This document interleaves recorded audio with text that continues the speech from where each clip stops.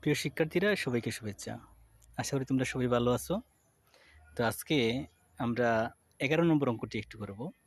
তো প্রথমে ডাকটা একটু পড়ি।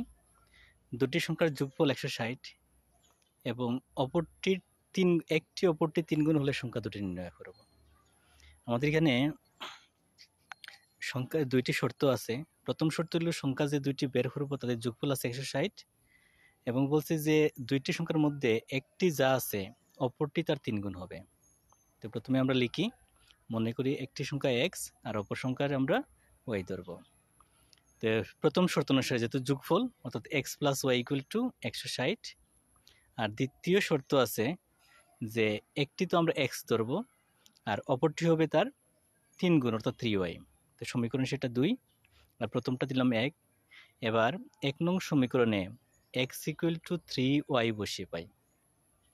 তা আমরা দেখি প্রথমে কি আছে এখানে।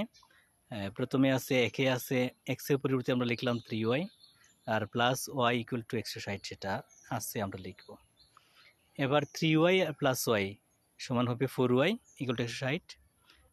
এই অংশে ওয়াইয়ের সাথে 4 গুণ আছে, তাহলে পক্ষান্তর করলে ভাগ হবে, অর্থাৎ ওয়াই ইকুয়াল টু 160/4। 4 দ্বারা যদি আমরা 16কে ভাগ করি 4 হবে, সাথে 0 একটা আছে 40, অর্থাৎ ওয়াইয়ের মানটা হবে 40। এবার যদি আমরা 2 নং সমীকরণে ওয়াইয়ের মান বসাই তাহলে এক্সের মানটা পাবো। তাহলে আমরা লিখলাম যে 2 নং সমীকরণে ওয়াইয়ের মান বসিয়ে পাই। এক্ষেত্রে 3y অর্থাৎ 3 × 40 গুণ হলে হবে 120। তাহলে আমাদের সংখ্যা দুটি মান বের হলো, অর্থাৎ প্রথম সংখ্যা হলো 120 এবং দ্বিতীয় সংখ্যা হলো 40। তো আশা রাখি তোমরা বুঝতে পারছো। ধন্যবাদ সবাইকে।